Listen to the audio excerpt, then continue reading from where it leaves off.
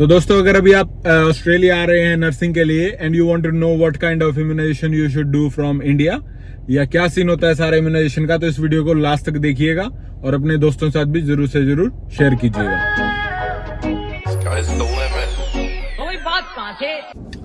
राम राम जी। राम राम। मेरा नाम है सचिन और ये है सुमित। अभी हम लाल एडलेड ऑस्ट्रेलिया से आप सभी से बात कर रहे हैं। अभी कुछ दिनों से मैसेजेस आ रहे थे कि भाई इंडिया से अगर आ रहे हैं तो इम्यूनाइजेशन का क्या सीन होगा, वैक्सीनेशन कौन सी करानी पड़ेंगी। अभी कल भी एक ग्रुप में मैसेज आया हुआ था तो सोचा कि पूछ लेते हैं सुमित से। सुमित अभी 1 साल पहले ही आया था तो उसका एक्सपीरियंस कैसा रहा था। तो अभी सुमित का फर्स्ट ईयर कंप्लीट हो गया है। अभी इससे पूछेंगे, इसकी प्लेसमेंट्स भी हो चुकी हैं फर्स्ट ईयर की। तो अब इससे पूछेंगे कि इसका इंडिया से क्या क्या करवा के आया था वैक्सीनेशन में और यहाँ इसको क्या क्या करवाना पड़ा और आपको ये क्या रिकमेंड करेगा। सबसे पहले तो कांग्रेचुलेशन सुमित, आपने फर्स्ट ईयर कंप्लीट कर लिया भाई। जी थैंक यू सो मच। मेरी इंडिया से मैं अकेले एक कोविड-19 और दूसरी मेरे पास पोलियो वैक्सीनेशन, सिर्फ मैं 2 ही वैक्सीनेशन करवा के आया था इंडिया से। यहाँ पे आने के बाद मेरा ब्लड टेस्ट हुआ जिसमें इनको पता चला कि सिर्फ और सिर्फ पोलियो की एंटीबॉडीज थी मेरे पास और कोविड-19 की थी। फिर उन्होंने ब्लड टेस्ट के रिजल्ट आने के बाद फिर उन्होंने मेरी वैक्सीनेशन कोर्स स्टार्ट कर दिया। और मेरा वैक्सीनेशन कोर्स जैसे हेपेटाइटिस बी है उसकी डोज, उसका प्रॉपर कोर्स होता है, 6-7 महीने लग जाते हैं पूरा होने में। तो वो अभी कंप्लीट हुआ मेरा। जैसे अभी सारी वैक्सीनेशन कंप्लीट कर दी मैंने, फिर उन्होंने दोबारा ब्लड टेस्ट किया। इसमें चेक किया कि एंटीबॉडीज प्रॉपर बनी है या नहीं बनी। एक मेरे दोस्त है, उनका मतलब उनके ब्लड टेस्ट में एंटीबॉडीज नहीं आई तो उसको फिर दोबारा कोर्स स्टार्ट करना पड़ा, वैक्सीनेशन कोर्स।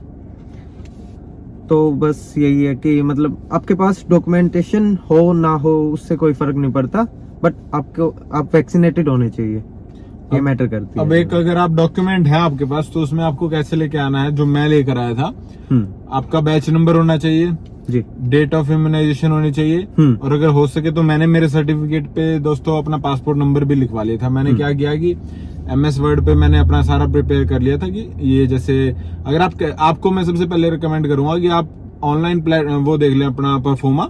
उस ऑनलाइन परफॉर्मा को भी आप MS वर्ड पे कॉपी कर सकते हैं जिसमें लिखा होता है कि आपकी फर्स्ट डोज कब लगी, उसकी सेकंड डोज कब लगी, एसरोलॉजी है जो भी है वो सारा परफॉर्मा आप तैयार कर सकते हैं। और जो हॉस्पिटल का लेटर हेड है जहाँ से भी आप लगवा रहे हैं तो वहां पर आप जाकर उसको सेम कॉपी उसके ऊपर लेटर हेड पर वो प्रिंट करके डॉक्टर के सिग्नेचर ले सकते हैं।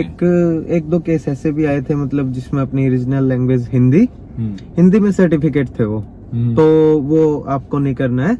जहाँ तक हो सके आप इंग्लिश में उनको टाइप करवाना। इंग्लिश भाई जो भी अगर आपका डॉक्यूमेंट है बर्थ सर्टिफिकेट से लेके आपके इम्यूनाइजेशन तक सभी आप इंग्लिश में ट्रांसलेट करवा के लेकर आए। उसके अगर आपके रीजनल लैंग्वेज है तो वो यहाँ पर वैलिड नहीं है। और एक और सवाल ये आता है कि जब आप वहां से आप मेडिकल होता है आजकल, मेडिकल में कुछ अभी की कुछ दिन पहले बात हो रही थी कि उनके मेडिकल में वो टेस्ट नहीं लिखे हुए थे जो एग्जैक्टली नर्सिंग में होते हैं, उन्होंने नॉर्मल स्टूडेंट वीजा के लिखे हुए थे। तो इसके लिए आप ये भी कर सकते हैं, जब आप जा रहे हो वहाँ मेडिकल करवाने तो उनको बता सकते हो मैं एक नर्सिंग स्टूडेंट हूँ, तो वो आपके कुछ 1-2 टेस्ट होते हैं वो भी कर देते हैं। इस मेरा जो टेस्ट हुआ था वीजा के लिए वो सबसे महंगे वाला हुआ था, उसमें कुछ और 1-2 एडिशनल चीज ये इंक्लूड कितने लगे थे उसमें? मेरे अराउंड 11,500 पता नहीं 12,000 रुपए लगे थे। बाकी सभी इतने थे 8,000-9,000 तक के टेस्ट थे, 6-7 के भी थे, अलग अलग वीजा क्लास पे डिपेंड करता है। मैं सही बताऊं तो भाई अभी ये थोड़ा मेरे को लगता है महंगा हो गया है। पहले जब मैंने करवाया था 7,000 में मेरे हो गए थे, लेकिन वो 2019 या आई वुड से 18 में हुआ था वो। अब 23 आ गया तो it would have been costly now. और एक और बात ये बतानी थी कि जो मैंने वैक्सीनेशन करवाई थी जो उन्होंने मांगी थी उनके लगभग मेरे लगे थे 5,000 रुपए। अब सुमित से पूछते हैं, सुमित ने यहाँ करवाई है तो इसको यहाँ कितने भरने पड़े? मेरे तकरीबन यहाँ पे $600-700 जो प्रैक्टिशनर की फीस है, जितनी बार वो मैंने 7-8 बार दी वो बुपा ने कवर कर दी, बट मेरे वैक्सीनेशन के मैंने खुद से पे करने पड़े। वो तकरीबन मेरे $1,000 से $1,200 तक लगे। तो आप देख लो भाई, अगर आप इंडिया से करवा के तो आपके 5 से 10,000 में हो जाता है काम। यहाँ आपके 50,000 लग रहे हैं, तो आपके लगभग 45,000 रुपए कैसे बचा सकते हो आप, ये एक पॉइंट है। मैं तो हर किसी को रिकमेंड करता हूँ कि अगर हो सके तो आप सारी अपने इंडिया से करवा के आओ।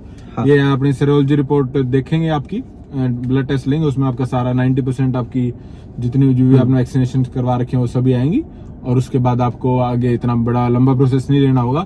ये आपको आई थिंक प्लेसमेंट से पहले चाहिए ये सभी। हाँ जी, ये सारी प्लेसमेंट से पहले कंप्लीट चाहिए इनको, और तभी प्लेसमेंट का भी सर्टिफिकेट, ये मतलब डॉक्यूमेंटेशन जो देते हैं प्लेसमेंट होने के बाद, ये तभी देते हैं जब अपना सर्टिफिकेट इनके पास जाएगा।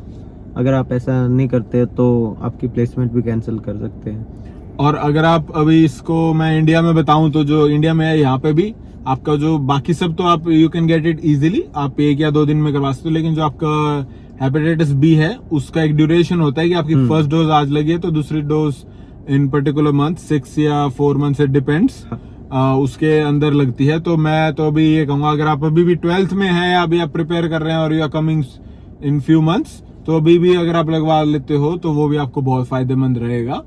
इससे आपका यहाँ पे पैसे बचेंगे, टाइम भी बचेगा, और थोड़ा मेंटली स्ट्रेस भी नहीं होगा इतना। पर अगर आपने अभी नहीं लगवाई है तो कोई नहीं, आप हेपेटाइटिस बी को छोड़ के बाकी लगवा लो। MMR होगी आपकी, या हेपेटाइटिस ए है, चिकन पॉक्स है। तो दोस्तों अगर जो टीबी का होता है, टीबी में क्या है, अगर आप इंडिया में करवाते हो तो आपका I forgot exactly the name, it is I think from मुकटिन स्किन टेस्ट ऐसे कुछ होता है, I don't remember it exactly. आप वो स्किन टेस्ट करवा के भी आप चेक करवा सकते हो अपनी टीबी, और you can get your report. यहाँ पर आके आप उससे पूछा जाएगा कि आपने कहाँ काम किया है। Generally if you are a health care practitioner, it is chances that you might have got TB, but उसका यहाँ ऐसे डरने की बात नहीं है। यहाँ आपके 2-3 अपॉइंटमेंट्स होती हैं, like every 6 month, and you can easily get recover, और आपको वो क्लियरेंस सर्टिफिकेट दे देते हैं। आपको उससे कोई डरने की ऐसी बात नहीं है। उसके बाद आप ये सारा लेकर आओ और अच्छे से अपना सारी डॉक्यूमेंटेशंस जो है, मैं कहूंगा सारी डॉक्यूमेंटेशंस अच्छे से प्रिपेयर करके लेके आनी है, and don't stress, you can come and easily work over here. तो बाकी दोस्तों अगर आपको और कोई भी सवाल पूछना हो तो you can put it in the comments. बाकी जल्दी अगर आप में से कोई भी एडलेड आ रहा है तो you can come and meet us as well, we are in Adelaide at the moment. तो चलो दोस्तों अगले वीडियो में मिलते हैं जी, राम राम।